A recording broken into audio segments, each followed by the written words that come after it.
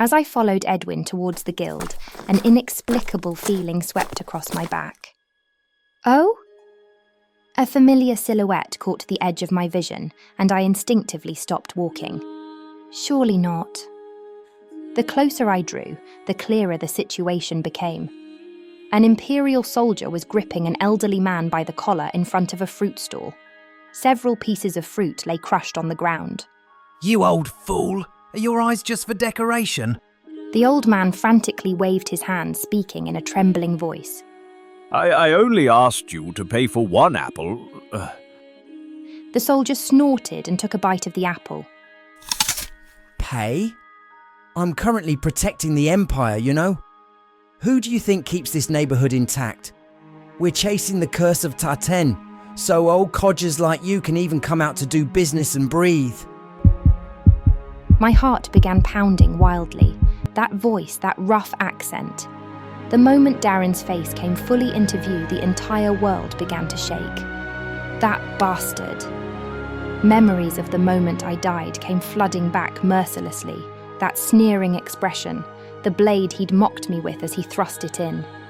That face. I could never forget it. As I muttered, Edwin turned his head. What did you say? I spoke in a trembling voice with difficulty. That man, it's Darren, an imperial soldier. I tried to steady my breathing, but it wasn't easy. When I was a slave soldier, he's the one who killed me. Edwin's expression immediately grew serious. His usual playful smile disappeared and sharp eyes examined me. Killed you? Yes. My voice was barely above a whisper. With a sword, he stabbed my heart, and then I awoke again in this body. Magical energy began writhing at my fingertips. I wanted to pour all my rage towards Darren, towards that cowardly wretch. But Edwin quickly grabbed my wrist. His voice became unusually low and serious. Hold on, planning revenge? Right here, right now. He leaned close to my ear and whispered. Of course, it's not a bad idea, but I can think of at least 4 ways this could go badly for us right now. There'll be other chances to teach that fellow a lesson, but do you know what happens if your identity gets exposed now? But, I muttered in a trembling voice. It won't be just Darren. The entire Imperial army will come swarming. Then our beautiful performance ends right here. I gritted my teeth. I knew Edwin was right. Curse, or whatever.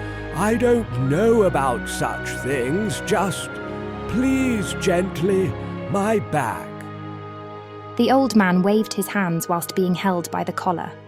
Darren kicked the old man's abdomen hard as he spoke. Don't know about the Curse of Taten. This one's in cahoots too. Country bumpkins like this are obviously all on the Curse's side. An innocent person was getting into trouble because of me. Not anymore. I can't let this continue. I bit my lip and shook off Edwin's hand, stepping forward. Stop it.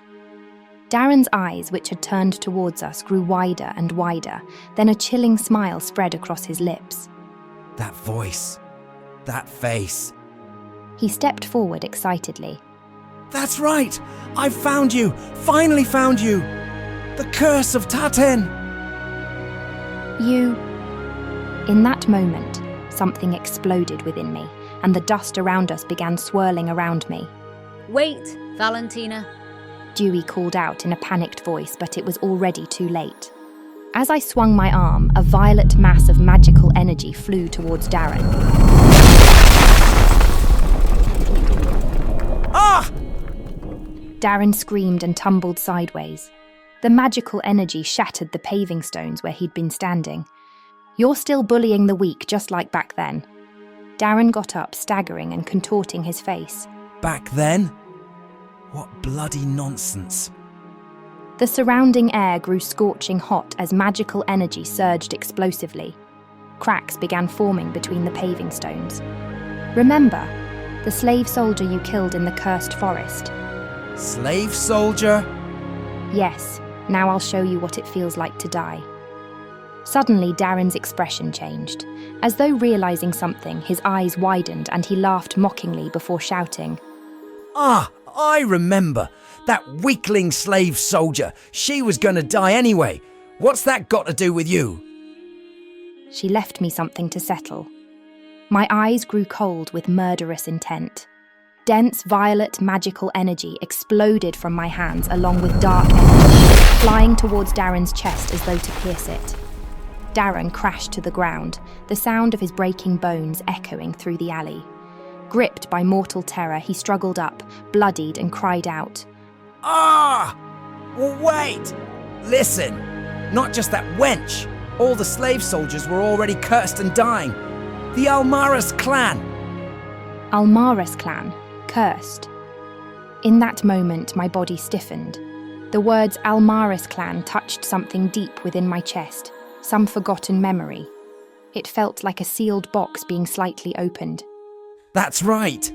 Darren frantically poured out words as though pleading for his life.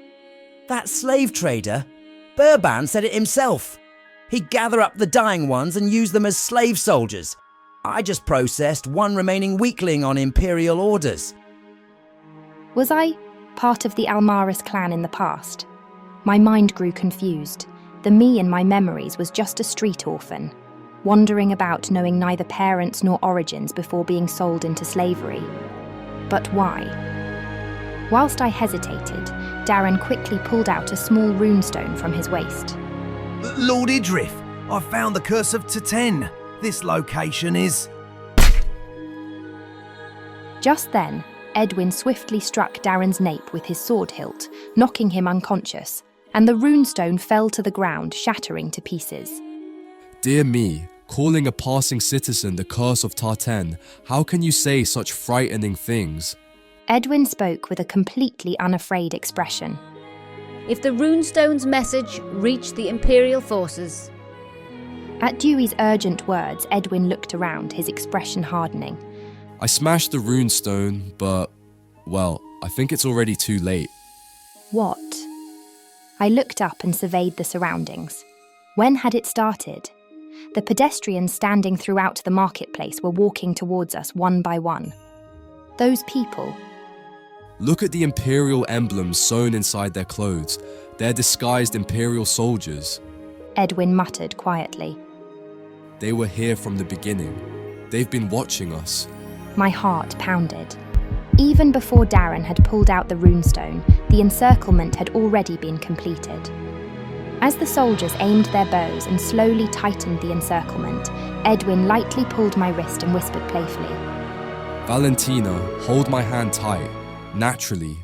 Does this man truly not understand how dangerous this situation is? I sighed inwardly and gripped his hand firmly. Good. More cooperative than I expected. So when crisis strikes, you do rely on me? This isn't the time for jokes. Edwin gently stroked the back of my hand and smiled lightly. I'm not joking. I'm quite skilled in situations like this. Soon after, Edwin spoke loudly and cheekily, as though for everyone to hear. Darling, what did we do wrong? That fellow started the trouble first. This is self-defense. At Edwin's words, several Imperial soldiers exchanged glances with uncertain expressions. In that moment, a low, firm voice cut through the Imperial forces and echoed out from somewhere. Tighten the encirclement. The moment they move, you may fire. I instinctively turned my head following that sound. It was Idryph. Hasty Cake Club, where every bite is a taste of sweet adventure. Ready for a more adventurous flavour in your life? Subscribe and taste the magic.